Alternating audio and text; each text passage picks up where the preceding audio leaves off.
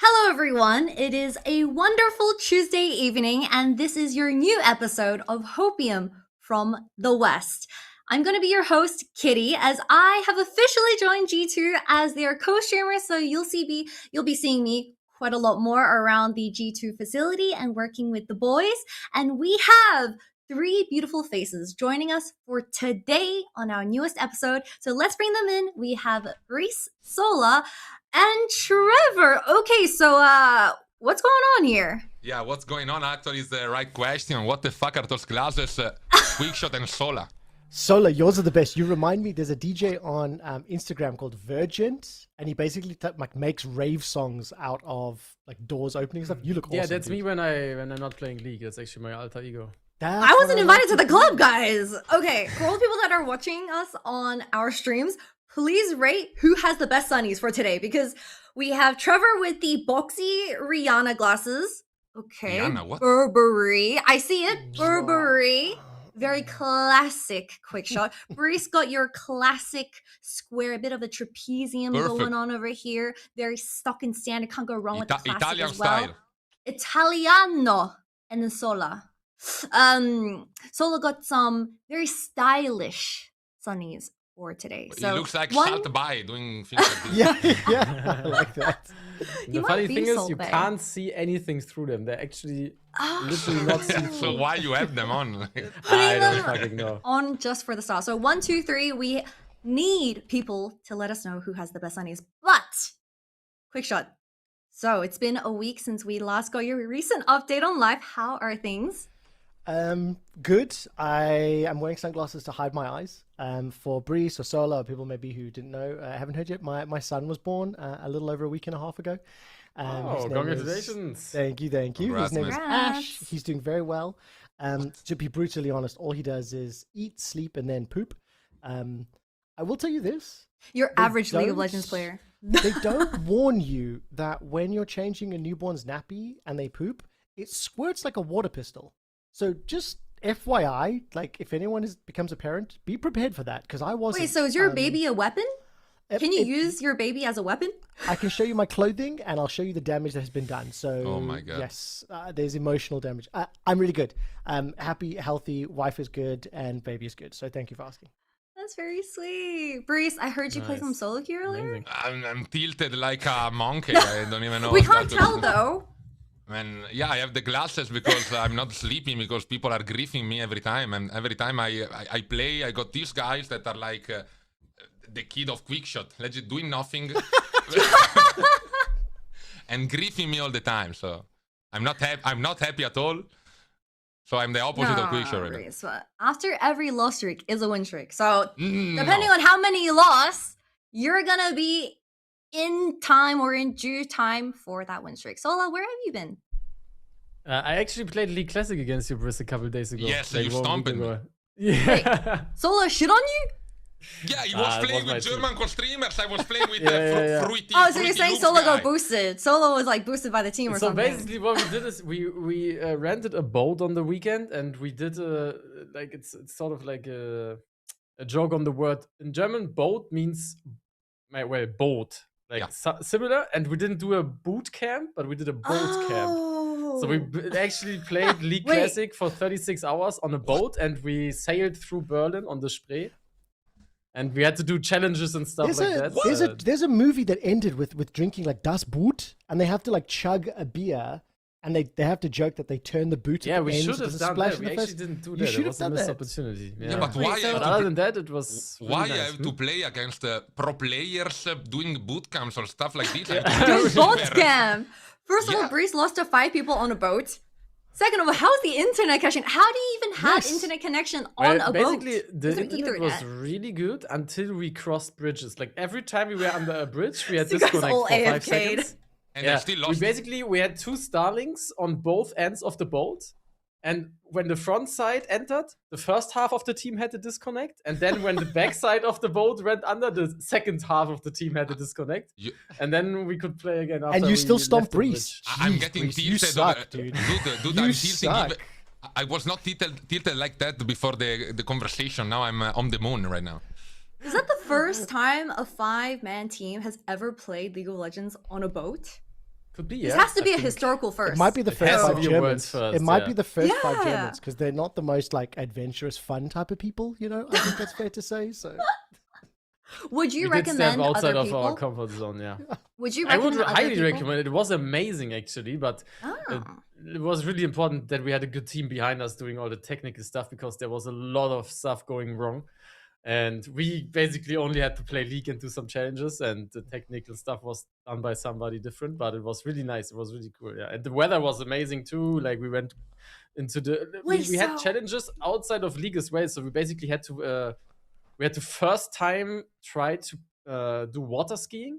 You probably did Oh. water skiing Quickshot, right? Yeah. You So probably someone, did that. someone Of plays course you did. Yumi, someone Of plays course you Yumi, and did. they do water skiing at the same time. water skiing, kneeboarding. I also go diving. It's hard. It's really hard. If you've I never done really it before, tried, but I couldn't do it yeah, for the it's life of really my hard. like. Did you do it on a felt- zip line? Like you actually you got pulled, or was it with an actual? Yeah, boat? we had like a jet ski in front of us, Yeah, okay. and it felt like, this torture method from the medieval times where there's horses trying to pull you apart.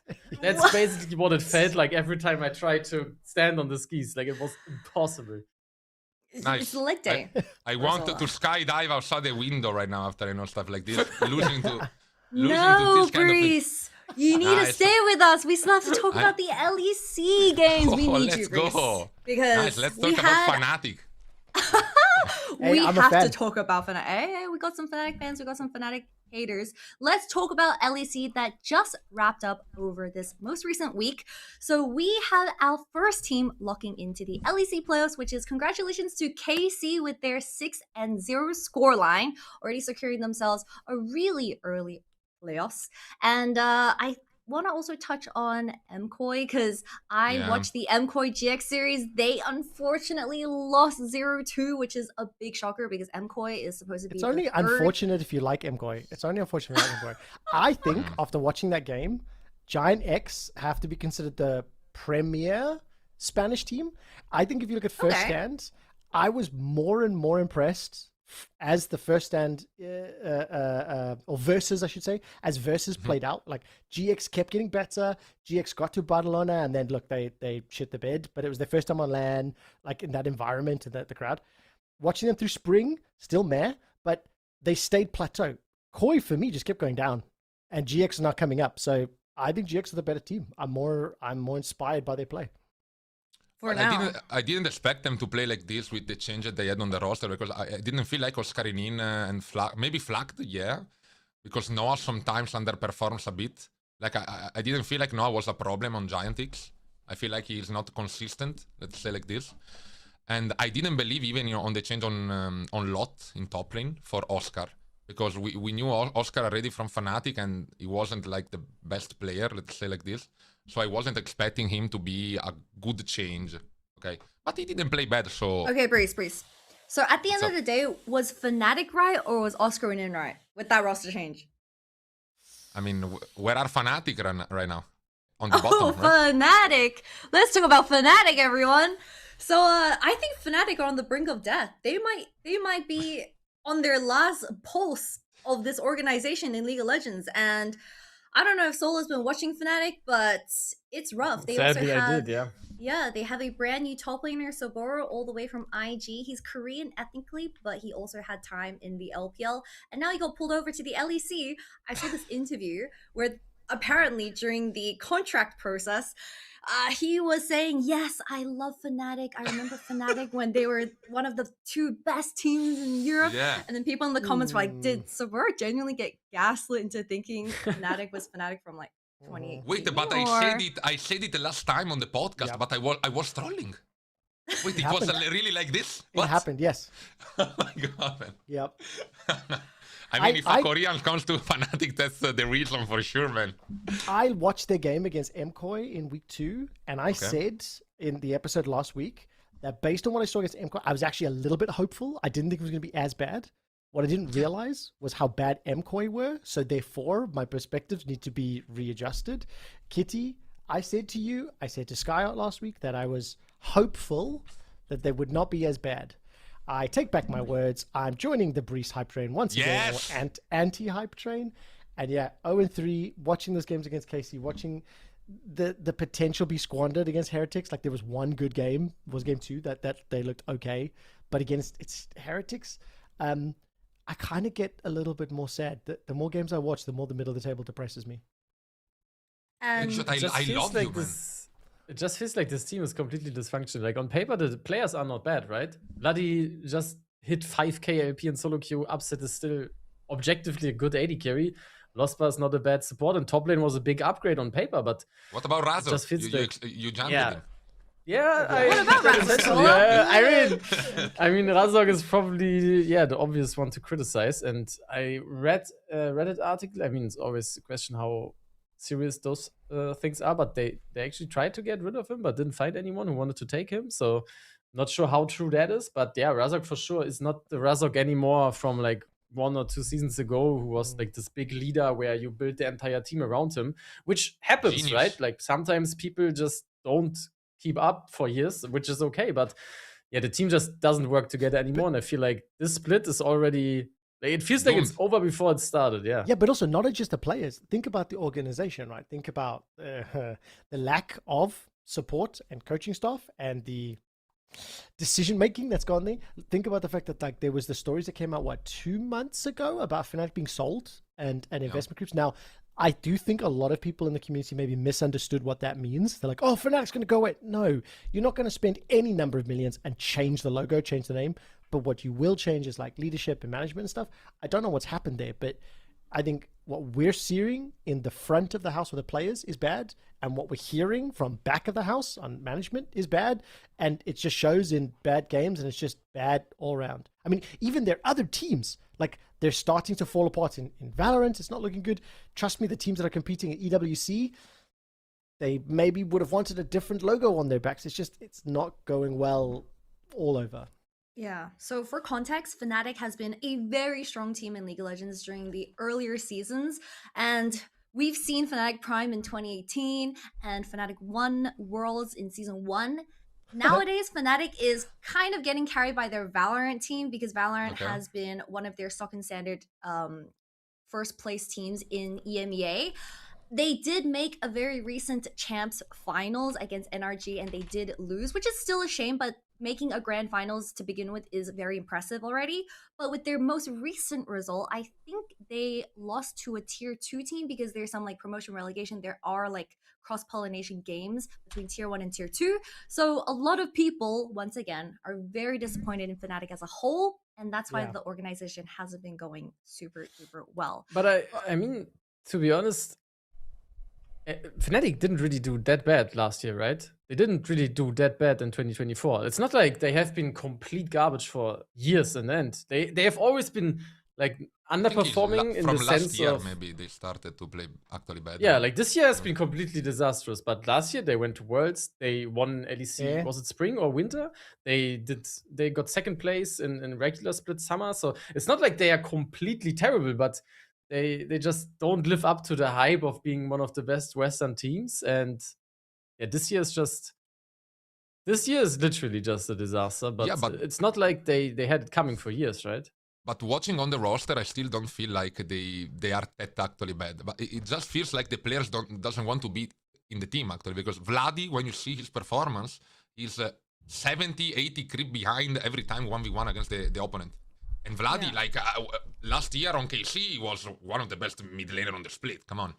Like, but also, there's things. I agree with that. I think when you watch the players, but like Sola, I think you're being too kind, because when you look at the organization and you look at how good they were up until 2018, then you go, okay, 2019, 2020, things start to change. You lose your star playing caps. Then Rogue wins tournaments. Then MKOI wins tournaments. Then KC wins tournaments. Okay, they've made a final in 8 years. Okay, I'm being a little bit facetious. It's maybe 1 or 2 more. But I think like you have 8 years of success, and sure, they won Worlds in 2011. More importantly, it was like the legacy. How is it that new teams can come in, new names, new faces, and they are making better decisions, investing in smarter places? We've been able to see Koi go to a back-to-back title team to crushing, and Fnatic is still on a downward trend. So I think the expectations were higher, and that's why, especially for me, I almost worked for Fnatic in 2012. Like I was in negotiations with them to join them as an organization, and I have fandom that goes back 20 plus years. So it's a bit You sad got to saved. see how it's gone. Yeah. You did the right decision, man. I mean, Fnatic, to me, it looks like they just don't care. Like, I don't even know how they managed to get Soboro, actually. I repeat, because it's It's actually the a good player. gaslighting, Brizz. It's the Okay, gaslighting. but so it means the management knows how to work, because they got an insane top laner, actually. Right? I mean, to be fair, it is also a newer roster with new face and top lane, so it will take a little bit of time to grow into Yeah. the role. Let's talk about a team that don't have any new faces. MKOI. So MKOI are having a disastrous split 3 where they need to win 2 out of the 3 games coming up in their remaining schedule to even qualify to the MKOI Roadshow in week 1 of Insane. playoffs. Imagine a world where MKOI hosts a fucking Roadshow and MKOI isn't there in Spain. Sola, what does that even mean? Like, are you gonna rock up? Like, people gonna rock up? That's always the risk of doing those roadshows, right? So far it has worked out, but it was bound to happen that one day one of those teams will not perform. I mean, they probably could do like a show match or something, but overall it's pretty sad seeing MKOI split. It's a disaster. I mean, you have to do something to get the arena filled, right, with your fans.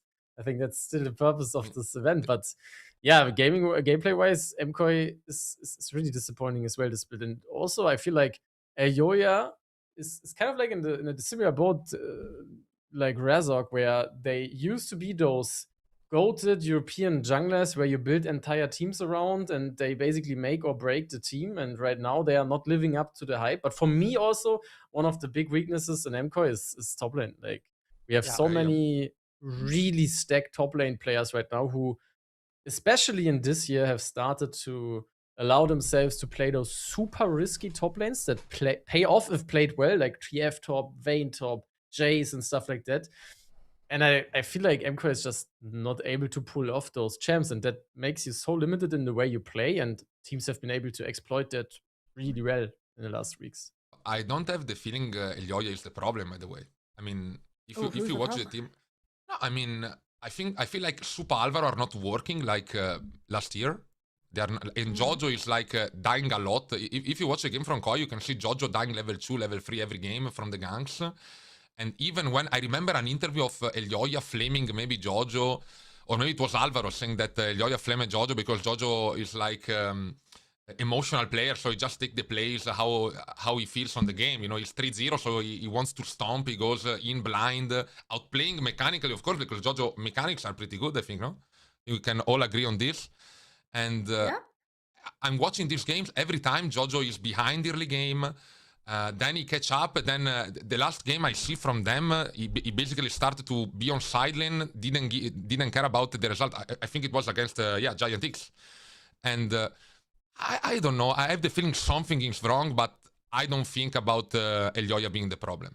Like, my biggest thing is I can't put a finger on what I think the main weakness is. Like everybody knows, out of the 4 of us, I'm the worst League of Legends player. But to my eyes, MKOI make mistakes in draft, early game, mid game, and late game, and it changes depending on the opponent they're playing against. They just need to fix on their minions, right? Exactly. Their wave management, their tower control. My point is, I can look at like G2, for example, who I'm excited about, and I can go, oh, I can clearly see some things in the early game that I just don't like. Right? That to me is simple. And if my gold brain can see that, great. Okay, theoretically, we agree. I saw the nodding. But then I look at Koi and I'm like, what's the 1 or 2 thing you need to fix? I don't know. Maybe it is the intangible. Like, think about that conversation earlier in the year about Mirwin. Like, hey, play good or you get benched. Well, he's not playing good and he hasn't been benched. So what the F is happening? I do agree with Bristol that like the individual players just haven't really played to the level that you expect. Like, Super had a lot of just random death in like 2-3 games. On support, honestly, it's kind of expected to just die randomly in this meta, where you have to make magic on the map, so that's okay, I guess. But Jojo as well, just a lot of solo kills. The top lane plays really risk averse, just trying to not be the reason the team loses, but also not win. So you just don't have anybody taking the lead and carrying the team, and they are individually insane players. Like last split we talked about, I remember last split the whole conversation about, is MKOI bot lane even better than KC bot lane, which is praised to be like the Western bot lane. So Super was one of the most talented AD carries coming into this year, and we just don't see a lot of that in the summer split so far. Supa and Kalis had rivalry back in the ERL scene, right? So remember. it was a super hyped up narrative carried on into tier 1. And I believe Kalis was the one that was always coming out on top. Supa did get his frequent game wins, but Kalis was undisputedly the more successful player last. Actually, that's to be debated because both KC and MKOI both got their own titles. But with the remaining matches for MKOI being SK, Team Heretics, and Navi, they need to win 2 out of 3, as a reminder, by the way, to even make their own roadshow. The question becomes, because LEC specifically as an ecosystem has become very reliable on things like roadshows, if your hosting team does an unpredicted run that split, how much does that affect LEC and how much they rely on a system like this? Well, listen, even with MKOI and Barcelona, they couldn't sell the stadium. So that's not entirely fair. That's not entirely fair in terms of like seats and tickets and stuff. It was about 4 or 5 times the size of the KC one, and that's from Versus. So it's a long time. The bigger thing for me is, what does it mean for MKOI, a team that has, for the most part, been just consistently good. Okay, yeah, always top 3, no? Exactly. I think you can go back and you can say, look, there were times where MKOI were in the conversation for being either first, second, or third, or like third, fourth, fifth, right? But that was really kind of it. There hasn't been many times for, I think, the majority of this year that you can really go, okay, they've been overtaken. Now KC is kind of definitely one up, you know? Yeah. What does it mean for the ecosystem? What does it mean if MKOI don't even make playoffs? I'm a little bit more scared because I think it really, really just makes it super clear that EU is just a 2-team region. I think if MKOI don't actually, if they don't actually step up and start playing, 1-team region though. Fair, I'll take it. If we can have a second competitive team that looks as good as KC can, they did pretty well at EWC. They took advantage of the environment and the situation. Like, I don't want to diminish the fact they made finals. I also want to acknowledge that there are a number of reasons that play into maybe why. But that doesn't change the fact that they did play well enough to make a final, you know? So I'm just sad. I think also the fan base is huge. I think the potential is huge. And I think it's kind of a scary thing, especially for Riot, especially for MKOI, especially for sponsors, you know, when you do see those sorts of things. But that's also sport. That happens. Yeah. You know, it's the nature of what we do and why we watch, because sometimes you do want to see heroes fall and sometimes you do want to see the underdog climb up. Yeah, but it's very sad, you know, because maybe the meta, I don't know, maybe the meta is not helping them. I don't know, maybe Mage is meta, but when I watched the first game on the competition, it was G2 against KOI. You remember Supa with Akali against the worst Mage player in the competition, Ansama. Yeah, okay, loud and clear. Yeah, and like, they demolished the G2, so I was like, yeah, maybe KOI are still, you know, top 3 pretty easily. Like, every time it's like this, but then, I don't know, it feels like they lost them. Maybe, I don't know, I think, personally, as a main support, Alvaro is not the same as 1 year ago. That's for sure. That's for sure. I remember Brizz, do you know what the coach has been saying about the team? And the conversations that have been happening around MKOI? So, I think this has honestly been happening for more than half a year, because MKOI have been slightly underperforming over half a year ago, where the coach of MKOI will say out loud to media sources that they will threaten to bench players to the audience because of their underperformance. Like, this is disgusting. We will bench the players. But then, Kitty, listen, you either do it or don't. Like, if you're gonna do that, I actually have no problems with it. I think a tough coaching style can work. It depends on the team, depends on the environment. But then what's the point of having a threat if you never do anything with it? I agree. Play good or you get benched. Oh, no, just keep losing. Just keep losing. Don't even make your roadshow. Like, something has to happen. Maybe even KOI fans want something to change, I think. I'm pretty sure. Like, if they change a top lane or support, I think there's no problem with them. Of course, we have to respect what Mirwin did in the past, because KOI actually won a split, I think, right? Yeah.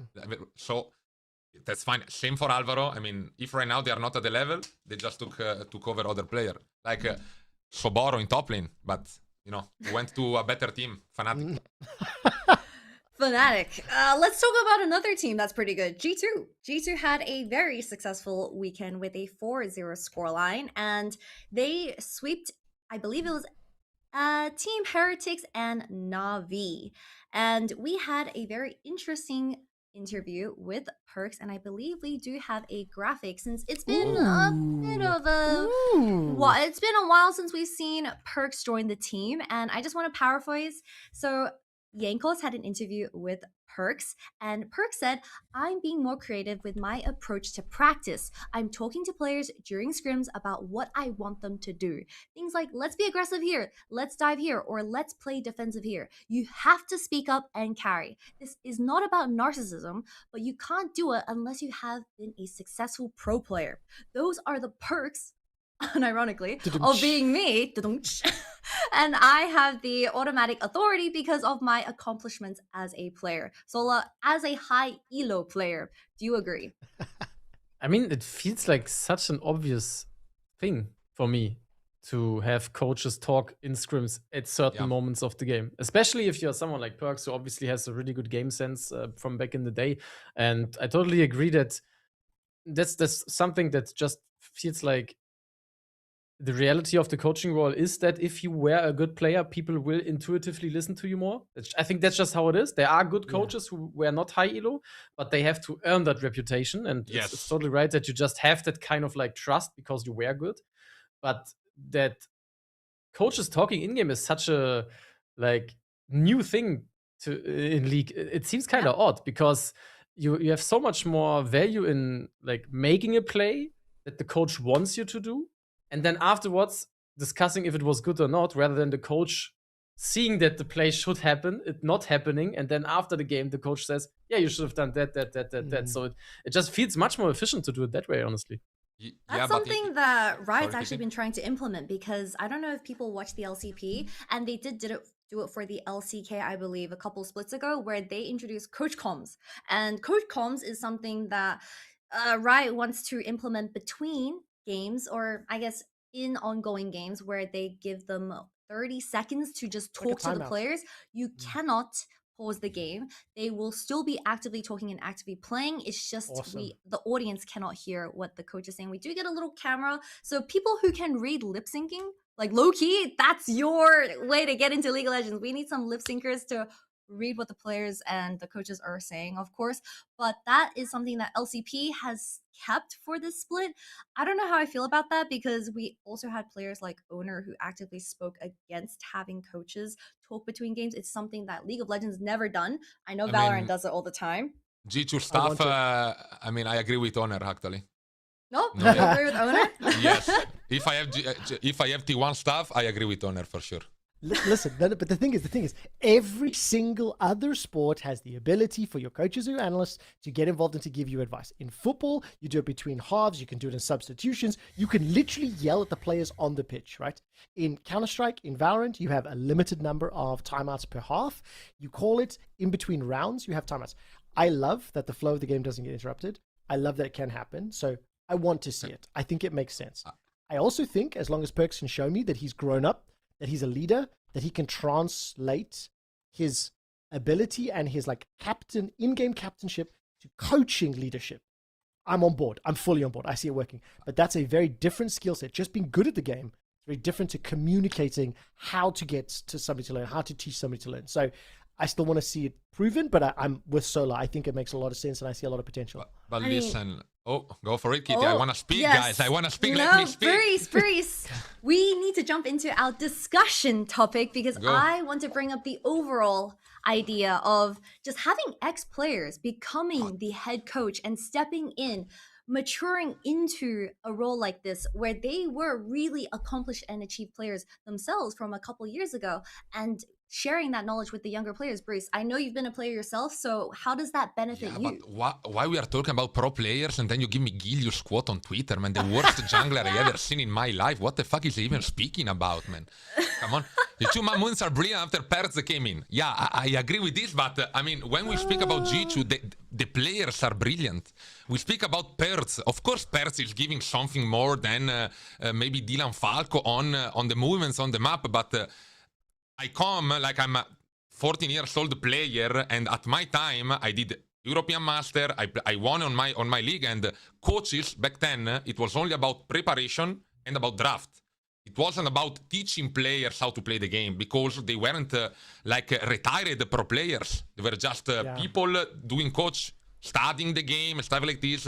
Maybe even, diamond players, it's fine.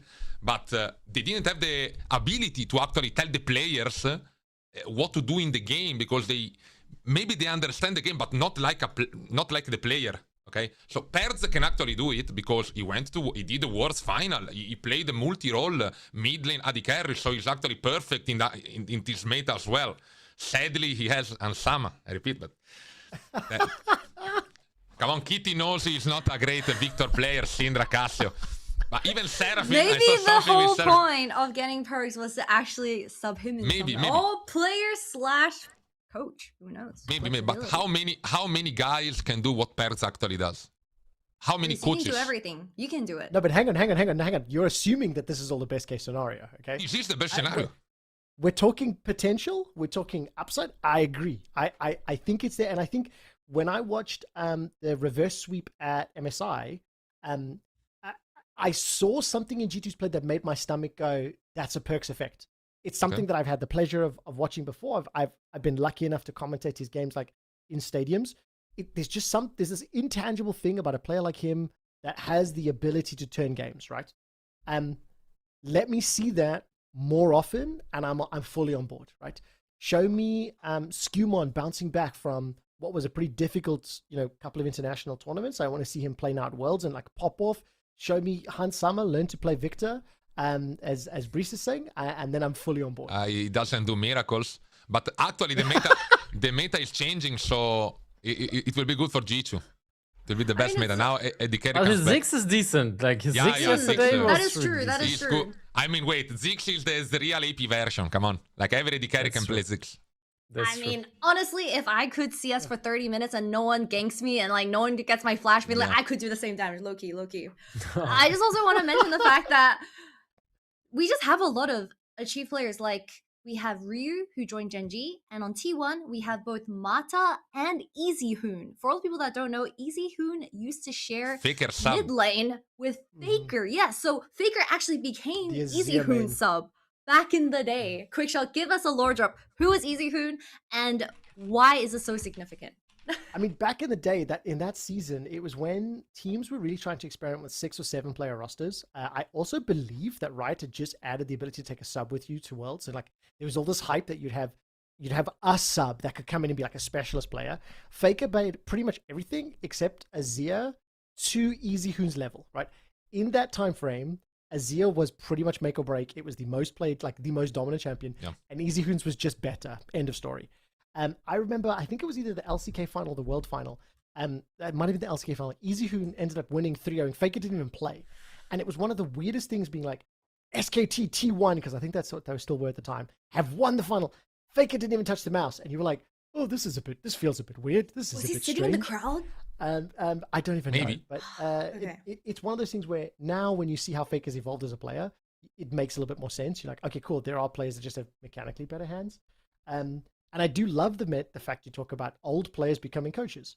Because again, go look at sports that are newer, right? I'm going to use an American example, but the NFL and American football grew over 20 years, right? From what it was, from the 1940s up into the 1960s and 70s. Around the 60s, 70s, it became the NFL. So you had 20 years of players developing and then being able to move to coaches. Look at Premier League, Bundesliga, Euros, UEFA, like you have decades and decades and decades of experience, and you have a wealth of options, and you have systems in place to recognize not every player will be a good coach. Not every player will be good on a podcast.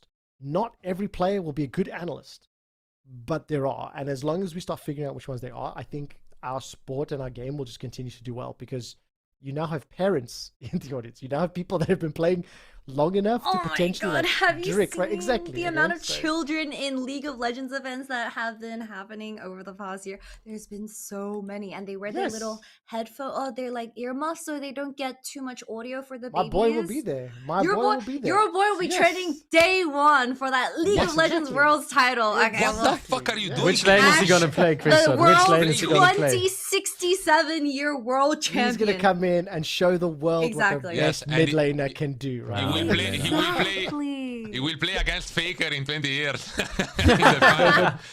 Perkz is grey and he's like, that's it. That's Quickshot's boy there, you know? I don't think so. No. We can only dream. But talking about T1 and subbing out Faker for EasyHoon from back in the day, must have been like 2014, 15, something like that. T1 recently did another sub out, and it's something that T1's been doing consistently over the years. I don't know if our fellow co-streamers have heard the news, but T1 had to face against Hanwha Life this week, and T1 decided an hour before the match to sub out Owner for their academy jungler called Painter. The scoreline went 1-2, so Hanwha Life did win, and it was a huge debate because why are you subbing out Owner last minute? Owner did this interview. He was like, I'm looking forward to the match against Hanwha Life. It's going to be close. But T1 just keeps subbing out their players. They did this to Gumayusi as well, Sola. Yeah, I mean, I think that's always a hot topic, right? Especially when one of the crowd favorites gets subbed out. I think probably in T1, every player is a crowd favorite, right? Yes. So you always have to take into account you're not only swapping out a player, you're also automatically taking some of the audience against you. So I feel like the stakes on T1 to sub out the player are even higher. So the reasons for it must be even more fundamental than on other teams.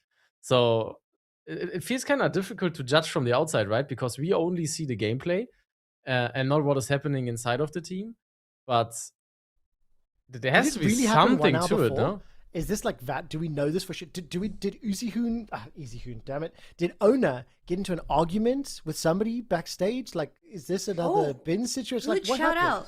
Quickshot. So someone actually saw Owner at the Hanwha Life series. He was just sitting backstage. He was laughing. Someone got a little video of him. So it seemed like the vibes were good. And people are throwing it back to when Gumayusi back in 2025 had a bit of a slower split or slower start to the year. And he got subbed out for Smash. And there was this huge debate over, Gumayusi can't play certain champions. That's why Smash got brought in. And then Gumayusi, I believe in interviews, said, this gave me a lot of motivation. And he did come back, bounce back, probably performed the best at the end in of the other year.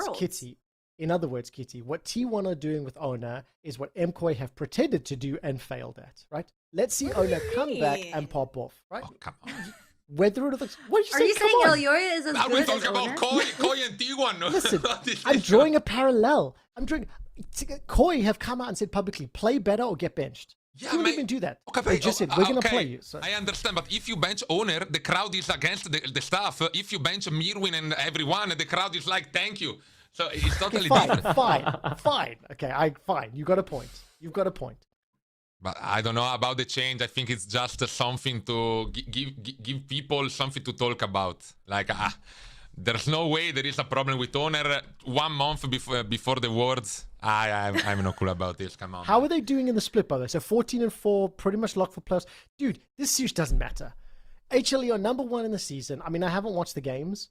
If you were going to experiment and say, Owner, get good for Worlds or get off the roster, this is the time to do it. And T1 have shown they are willing to cut players with massive fan support. But do you really think that they will take chances for this Worlds roster? I feel like this. Nah. I can't imagine that they are down to make such a drastic change in 2 months before Worlds. No one. It feels like it feels like too much of a gamble, and it's not like Owner ran it down 10 games in a row, right? We don't know how shit their scrims were at EWC and MSI. We don't know how much they're panicking. All I'm saying is, don't rule it out of the realm of possibility that if you make the change now, that Painter gets the experience and you go, right, let's go into playoffs with the academy player and let's get him trained up for Worlds. It's possible. It's possible. That's all I'm saying. Yeah, exactly. And with T1's homeground event coming up very, very shortly, I believe it is going to be next week or end of this week. They will be playing in Seoul, and it's going to be a very similar vibe of what KC did in Paris.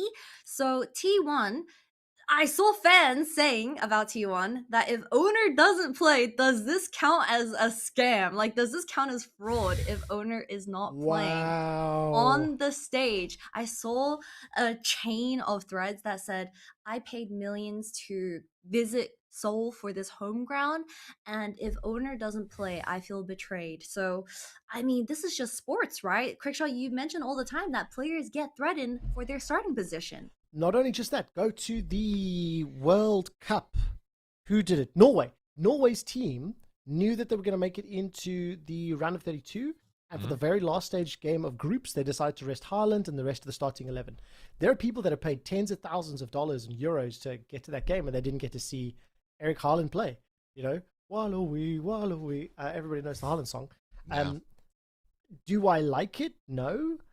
Did it work out for Norway in that scenario? Yes.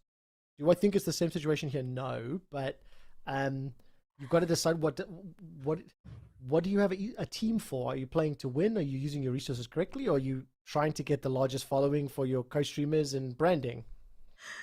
Quickshot, I completely forgot. But for all my friends and family back at home, T1 have officially announced that they will be debuting their players at their home ground event as K-pop stars, aka T1 Stars, the K-pop boy band, will be making their debut. Oh my god! At the home ground event. Are you actually serious? Yes, it is a whole announcement by Spotify. It's backed up by a huge sponsor, and so they're explain releasing this to a me. single. Are they singing? Oh, for fuck's sakes! They're releasing a single, and they already had their teaser photos being sent out by the Spotify Korea account. Should we make a song, Brizz Sola? Should we do something? Let's get the auto tune out. Let's do. They did that back in the day with the German national team, like 50 years ago. They sang like old school German songs, and it was it was kind of iconic, but it was also like a bit shit. I will not doing any question. Is a good explanation. Yeah.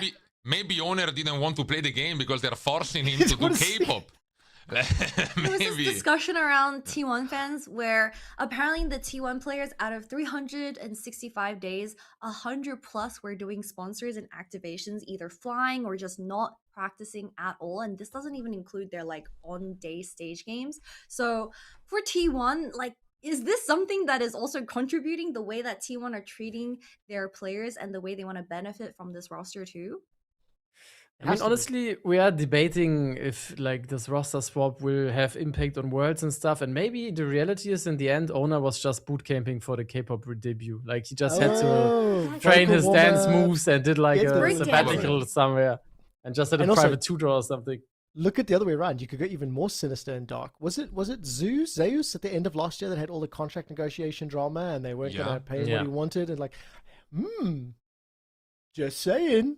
There's other aspects that could come into play. Owner in Anwa Life, nice. Let's do T1 in another team. Exactly. I mean, it is well known that T1 do announce their player contract extensions when they host these homeground events. So I believe everyone Hayes is signed until 2028 or something. Carrier Faker just announced that they are both signed to 2029. The only ones that are left will include Owner and Doran. Bye, Doran. We don't know who is going to be extended for this homeground event. So that is going to be quite spicy. There's going to be another episode of HopEUm to discuss. Yeah, until we see the contract extension, we can only give game theories, I suppose. I mean, guys, have you guys seen the LPL news of the split? Flandre. Yes! Yes! Flandre has been officially announced as the top laner for BLG. He will be replacing Wenbo, who was the substitute on BLG. And we don't know if Bin's coming back or not. What do you think? I don't want it back. Upgrade this is a massive for BLG? upgrade. Flandre into BLG with Knight and with Viper. Bin took too many resources, and I think Flandre is a better fit for the team as a whole. What do you mean resources? I'm on board. Pick on top lane. What? They don't give it. What? You are on board. But Bin was blind picking against Zeus on MSI. What? Yeah, he was. He was. And Flandre is an actual world champion. Somebody who's actually picked up the trophy and won it. Has Ben done that? No. Who can play weak side? Who's more versatile, right? Let's Is see. Ben individually a better player? Yes. No argument. Is Flandre better for the team? Yes. And you'll apologize to me when it proves right. Yeah, so what? I mean, we got BLG winning LPL split, first stand, second LPL split, final of MSI, and they're changing roster, which is actually, they had to do it because Bin was actually a problem, yeah, okay? Exactly. Yeah. It was a problem outside the game and inside the game as well at the end, but... So you agree with me? I agree, You just agreed with me. but... Wait, I don't think the team will improve. That's what I think. Ooh. To be Because- fair, Okay, so I'm not too deep into LPL, but isn't like Flandre, at least nowadays, like super weak side warrior? Like, isn't he like only playing yeah. Shen on stuff like that? so Knight. Flandre It's not gonna came work. over from AL. He was previously on Anyone's Legend, and they did their miracle run back in 2025, where they were pretty much the hope of the LPL, thinking that they were going to take the MSI from start to finish. But they did fall short against, I believe, T1.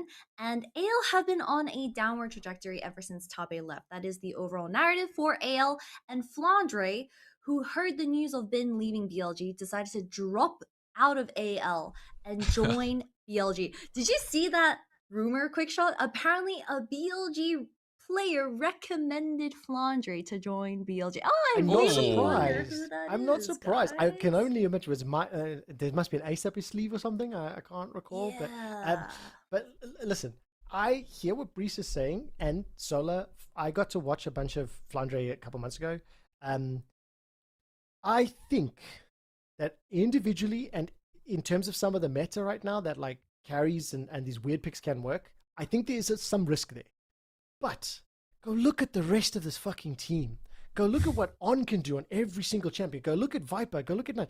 If the team restructures and you have a super weak side warrior that you can pick safe picks, you can keep getting beneficial setups for your mid or your bottom lane. How do you not see this being an upgrade for the team as a whole? Anwa Life and T1. That's why. Because we have Bates. No. Because we have Bates, who is the best AD carry in the world right now. Carry a best support in the world. And taking a weak top lane, a weaker 1v1 top laner. Of course, Flandre, weak side as you speak, okay? Pretty solid. Maybe the team will play overall slightly better in league. But you have a weak top laner that will not stomp Doran, first of all. And for sure, will not stomp Zeus.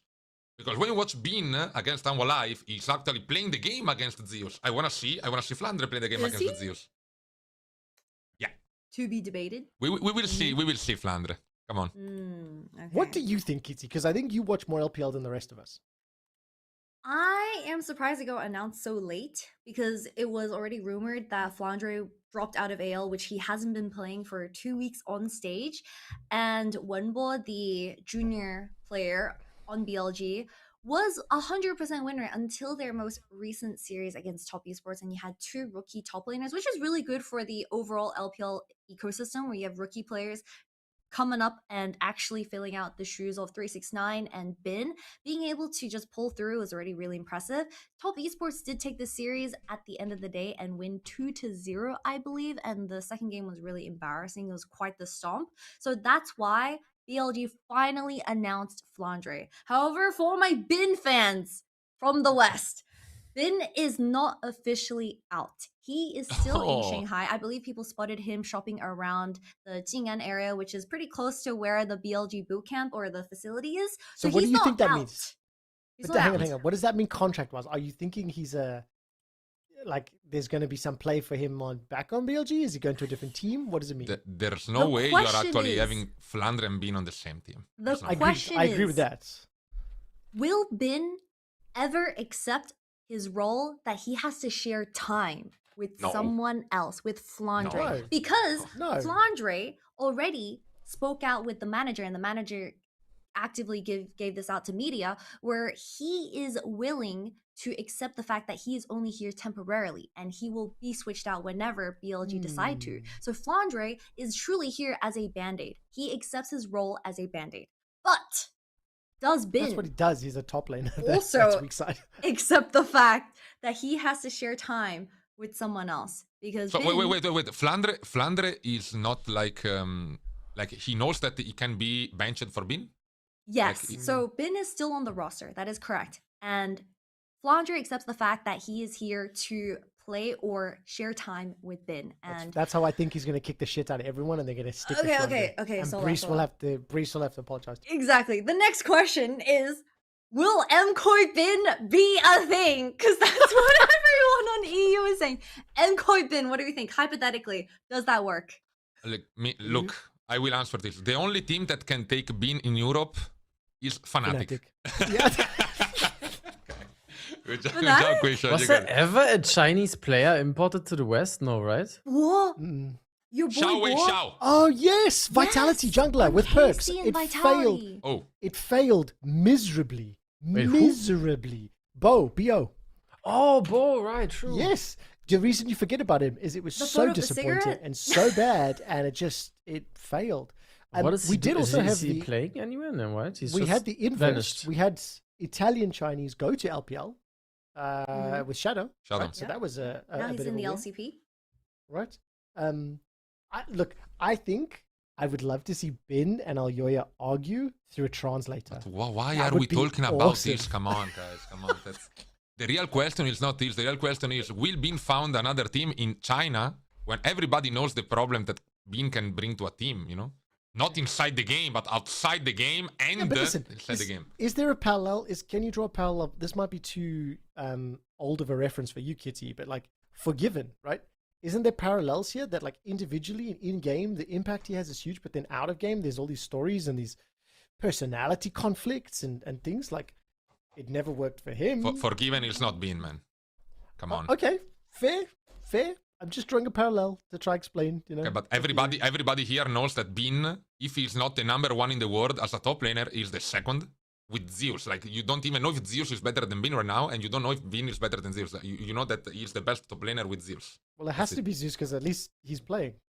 I mean, right now, yeah, of course, but before the problems in BLG, you know, Bin is the best player in the world in top lane. So, I mean, he will find another spot in another team for sure. Okay, that's 100%. Assuming contract jail, right? That's the other thing. How Okay. much will it cost? Do you buy him out? What are the terms on it? When does his contract expire, Kitty? I'm not sure. We don't Bin know when ever- his contract expires, but Okay. the problem is will Bin even go to another team where he cannot see the title? Because I feel like his pride and his ego, he needs to be on a Ooh. winning team. And the Ooh. current According top teams to- are very scary. Sorry to interrupt, but according to AI, Billy Gamer's top laner Bin has a contract expiration date of November 17th, 2026. That's according to the global contract database. Ah. After Worlds. That's after Worlds. So will he go?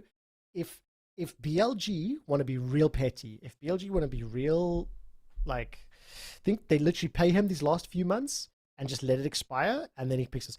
The only thing is, if they were to do it, it would make more sense to sell him because you don't want to just waste all that money. You want to get the money for the player. Like, that's how that works, right? So I think it's possible. that he could go to another team, could be sold to another team. Now the ultimate question is, and I want an answer from all of you guys.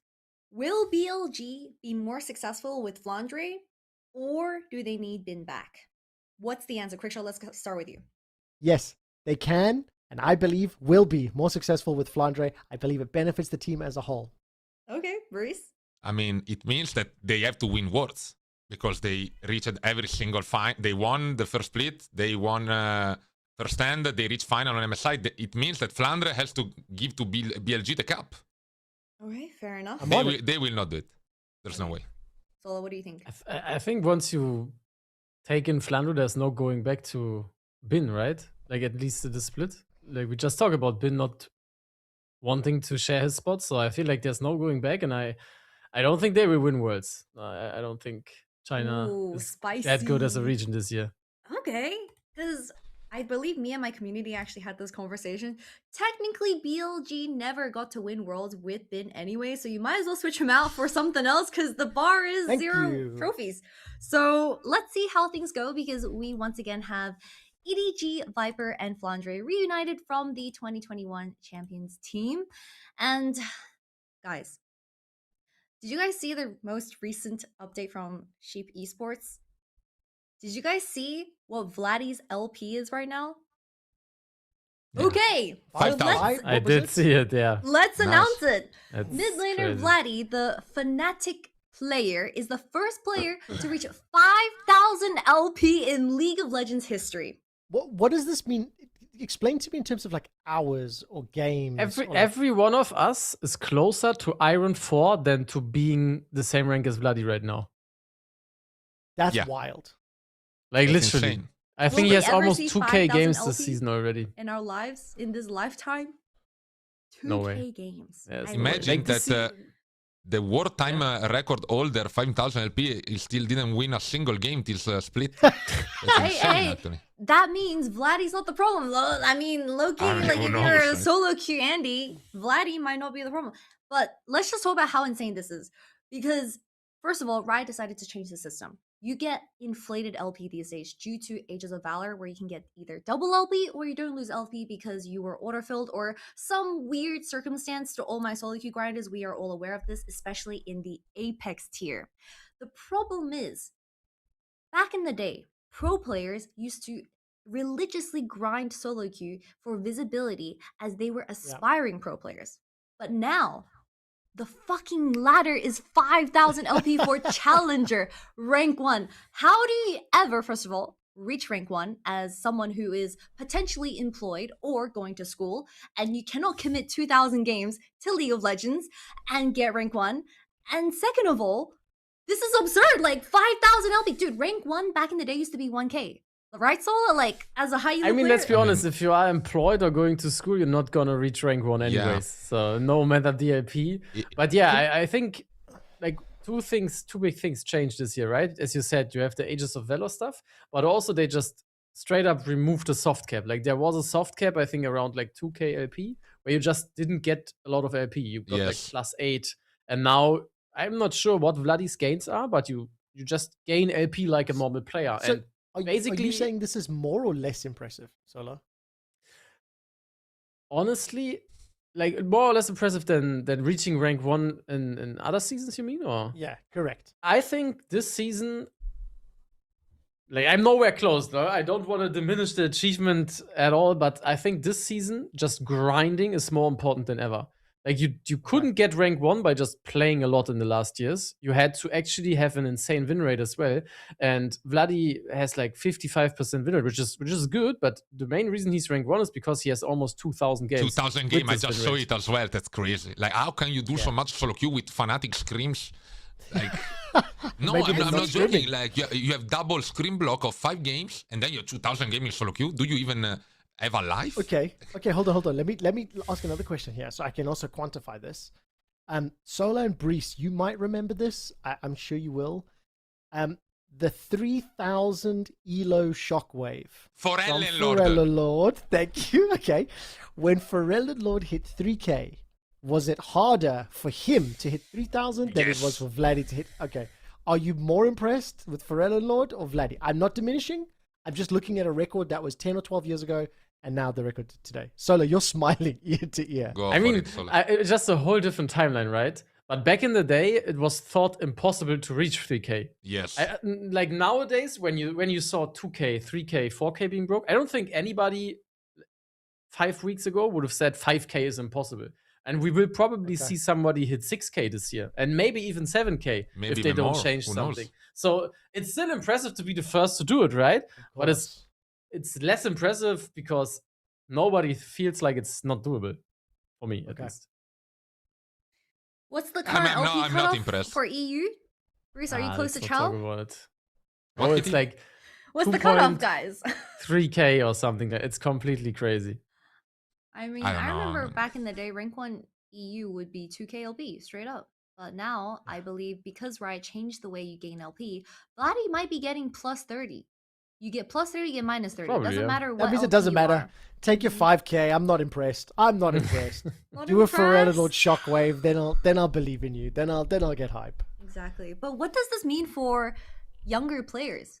Because if you need 2,000 games to get rank 1, how do you, what it become a means? pro these days? No, what it means to me, I think because there's a news post and discussion around 5K, and then there will be a 5.5K, and then there will be a 6K. I actually think it's good because I do think, yes, look, spamming the amount of games, it's completely unrealistic. It's completely unachievable for the overwhelming majority of players. But for somebody that does have a competitive soul, I see that and it makes me more interested again. And I get excited by it. Like, I got very tired of hearing people like Brizz, Sola, yourself, Kitty, complaining about no more LP and how slow it was and how hard it was. I don't give a shit about streamers complaining about LP. So you are anymore. not a player, man. So I'm tired of that, and I'm more happy about positive, uplifting stories. So I think it's more inspirational. All right, Quickshot, I'll see you in rank 1 EU, I guess. Why the fuck You're is gonna this challenge guy Bloody. speaking? I mean, what the It's fuck the is this? So truth. Kitty's challenger in Listen, Australian server. Every single one of you What? has complained to me about LP. Every single one of you has started this show by going, LP, LP. Tell me I'm lying. Tell me We are I'm lying. players. You are gold stacked. You are not playing the game. We are grandmaster players. Of course we are complaining. What? I mean, Okay. to be honest, the goalpost hasn't really changed, right? It doesn't matter if I need 100 games with 8 LP or 100 games with plus 30 LP. You know, the total amount of games is still the same. It just feels more out of reach, even though it isn't. But to answer your question, I think for newer players and also for like young players coming up, of course, you basically have to start grinding when the reset happens to have a realistic chance of reaching high ranks easily. But the reality of Challenger is also, it doesn't matter if you're rank 50 or rank 200, you basically get the same games, right? So the games aren't getting much harder. And I feel like the main way to get noticed is just to play good in those games, right? You have so many people streaming their games, so many pros being in those games. If there's some random that nobody has ever heard and he just crushes every game, it doesn't matter if he's rank 1 or rank 100, people will notice. So I think that's for sure. it's not harder to get noticed. It's really fucking hard to get to the level to get noticed, but I feel like if you're good enough, then you will get noticed for sure. Okay. Do we have any solo queue demons coming up for you guys? Anyone impress you so far? No, I mean every player I found in solo queue are fucking one-trick pony right now. I'm so tired, man. Like, there's no player playing every champion. So I go in, I see Talon one-trick, I lose the game. I see Master in my team, I win the game. I see Katarina, I know I lose. What's up, Kitty? Hear the news about that ghoster guy? Talking about one-trick ponies, because I Ronaldo! think in Yeah, EU Ronaldo. there's so many one-trick ponies. Apparently, this ghoster, who was very proud of ghosting, he was streaming himself, sniping other one-trick pony streamers who were live on Twitch, would actively ban their champion and pinpoint every second where the enemy team is, and it's really fucking annoying to play against. And he got rank 1. He was like 2 games above Vladdy, which is really impressive as well. But then he didn't get the wins cleanly, right? And he went onto Twitter and posted about it. He said, rank 1 EU at 4.9k LP, I believe. That post was live for 3 days, and it had, I believe, 200 likes and probably 150 comments with 1 million views. And did you guys ever play against this Ronaldo guy? Was he actually egregiously ghosting and stuff like that? I stomped him. He was playing bot lane with. He was playing bot lane with Kenzuke. I think it was a mid laner guy. I don't remember. We were duo bot lane. They went 0-12. That's my So is this aura guy right actually there. bad? So is he like stuck masters? No, he's not bad. He's not bad. Just an He's good. asshole. Ah, okay. Yeah, he's a good player. But he's very to good. get back to your question, I have one guy in solo queue that I'm really like having my eyes on. It's a bit personal as well because he's the jungler of Eintracht Spandau, which is basically next to me, the office. But he has, I think, one of the highest win rates in the upper like 50s, 60s. It's Xagok. He's also pretty young. He's like 21, 22. And we just said, right? Vladdy has 2,000 games to get rank 1.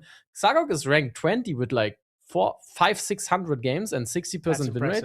And for me, that's more impressive. Even though 5k AP rank 1 is insane as well, but like having insane win rates is much more impressive for me personally. So yeah, he's really young. He's a really cool guy. I've spoken to him a couple of times, and I think this guy might go places in the next years. Go talk to Fnatic. They need a new jungler for sure. I mean, if you give me their number, then I will call them. You want to send your rookies over to Fnatic? Well, But you're probably getting an AI answer if you call Fnatic right now, right? AI drafts. Exactly. Fnatic were saying earlier this split, or maybe 2 splits ago, was it Quickshot? Like they said that they were implementing AI help and stuff because they were so understaffed. It's one of those things. It's one of those things where I actually think what they intended was like we're gonna have tools to support us, which I Yeah. think would have been good, but they fumbled the messaging so badly, and it's constant just mistake after mistake when you think about the Yeah. fans. I mean, and have you heard anything since? I haven't heard any follow up or seen anything. So was it bullshit? Was it real? Is it the AI coach? Was it an AI speaking to Saboro? Who knows? I mean, I thought like the cam when you see the drafts and you have the cam on the coach. I was hoping to see the coach of Fnatic with the phone talking to the AI for drafting and stuff like this. It would be cool actually. But... Yeah. Of course. And because we don't have much time left, we need to quickly do our preview for the LEC next week. Yeah. LEC has been on 4 days every single week, and I'm honestly overstimulated by how much League of Legends there is for specifically LEC. Like, it's so weird seeing both. It's on Friday and then it's also on the Monday. Monday. But I believe Monday doesn't have a crowd, so we'll see how that Miserable. goes. Yeah, miserable. Let's start off with the schedule really quickly as we approach the upcoming week on August the 14th. Our first series will be Shifters versus SK, Vitality GX. And for the Saturday, we have SK versus Fnatic, Yes. Shifters versus G2. Sunday, we have Navi versus MKOI, Fnatic versus G2, which should Good. back in the day be a banger. But I don't know about Hang on. Fnatic You're still so 2026 guys. young. You're still so young because SK Fnatic was the original banger. Then G2 Oh. Fnatic was the version 2 banger, and none of the games this weekend will be any bangers at all. Maybe someone who they quit just watching look- LEC 5 once- years ago they comes just back look and it's like, whoa, it's one-sided. Fnatic G2. For me, the match that I'm the most excited by, we talked about this briefly earlier, Navi. Kitty. No, for me, it's actually GX Vitality because I want to see how the second best okay. Spanish team does against the second best French team to see organization because I want to see them both like climbing up and doing well. But this weekend for me is just stomp after stomp and like the Simpsons meme, I think it is, with the two monkeys on the boat Yeah. with a knife. That's what I see. We also have a Monday game. So we also have Heretics versus Navi, GX KC to wrap up the week. I personally, my match of the week, depending on how you want to spell it, is going to be Vitality versus GX. Because that was so Vitality's good. playing. Yep. And That was that's so because good. it's a truly battle of the middle place. A middle of the table, Vitality looking like they're still finding their Yeah, but footing hang on. in the LEC. This is with third and Fiesta. fourth. This is third That's and middle of fourth. the Like, table, quick shot. that's upper table. Sorry, that Upper was just table? really good. That's a It's a tall really table. small table. Very Alright. small table. Let's give a quick prediction between Vitality and GX. Who do you think is going to win between that best of three? Let's start with Sola. Ooh, I really like how Vitality is playing right now. I'm gonna give it to Vitality. Score? Okay. Let's go. do 2-1. So Kitty gets 3 games. I think it will be 2 games, and I think Fiesta is playing better right now. He got a rough start. Right now he's playing a bit better. I think it will be 2-0 for Vitality. I am going to believe in GX. Oh, come on, man. And I want to see Flackid do well. As a former G2 player, as somebody that I had the pleasure of speaking to and hanging out, I have a bit of a soft spot for Flackid as a human being. I don't really care too much for the rest of the team, but I want to see Flackid do well. So I'm going to go 2-1. There's no reason other than I want to see an old friend pop off. Oh, okay. Looks And I good. want to see BB and Flackid recreate that photo with Caps. Do you guys remember the photo of them being at the Yes, basketball court at like yes. 3 a.m. in the morning and they're like, guess what we're doing? And they're all shirtless at a basketball court in the middle of Berlin. We don't know what They they're actually doing. had quite a bromance. They're actually quite a bromance, didn't they? I forgot about how close they were and how kind of weirdly homoerotic a lot of their content was back in the day. A lot of LEC players show a lot of bromance, but we also have some bromance on the podcast. What are we doing for the rest of the week? We have to say goodbye to our beautiful faces. Quick shot, what are you going to be up to for this week? Trying to sleep, team. No, at the moment it's I've got a few other projects. I'm still doing some stuff with EWC. If anybody has watched any EWC and you see Arvely, good friend, doing content, I'm one of the writers and the producers behind the scenes. So I've got some remote work that I'm working on. I'm also hopefully going to be doing a show in Istanbul at the end of the month. I'll announce all details there. So I'm working on that. Okay. And then preparing for HopEUm next week. So being a dad and trying to stay cool in Berlin because it's hot as hell, trying to sleep. And then, yeah, that's it. Okay, Brizz, about your solo queue games? Yeah, what about Quickshot playing solo queue? Listen, if there was enough time, I would. Well, my God. I will. You could I hit will. 5K if you my wanted boys, my boys growing up in the not too distant future, I'll put him on my chest and I'll do some part of the podcast with him sleeping. So Really? when I can do Aw, that, very then I can play. sweet. Yeah. I will Okay, stream okay. harder. Oh, I will normally play solo queue. I will start to stream co-streaming LCK as well. So I actually start to watch good League of Legends. And Debatable Yeah. these days, to be honest. and usual things, co-streaming LEC, normal stuff, normal streamer stuff. That's it. And winning in solo queue. And I lost hope. Hopefully. Yeah. No. Hopefully we'll get some wins. Sola, what about you? I'm really excited for the solar eclipse actually tomorrow. So I'm not sure if you've heard about Solar that, but eclipse? yeah, there's gonna be like almost full solar eclipse tomorrow. Why are you turning the sun off, Sola?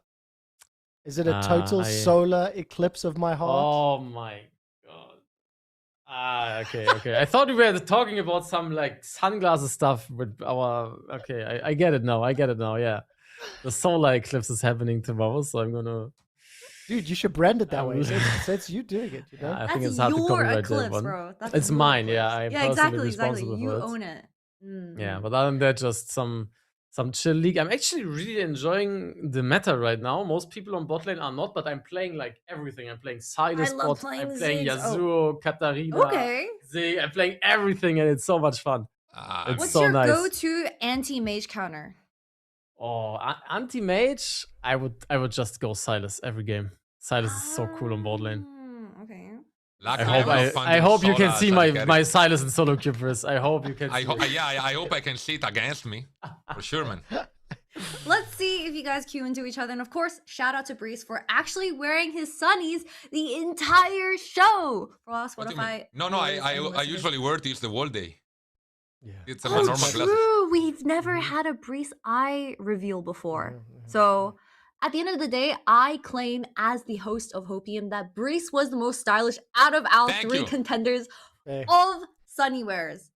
Congratulations, Brizz. And we'll see all of your beautiful faces in a future episode of HopEUm. Thank you so much for joining. Say Ciao. bye. Bye-bye. Bye-bye.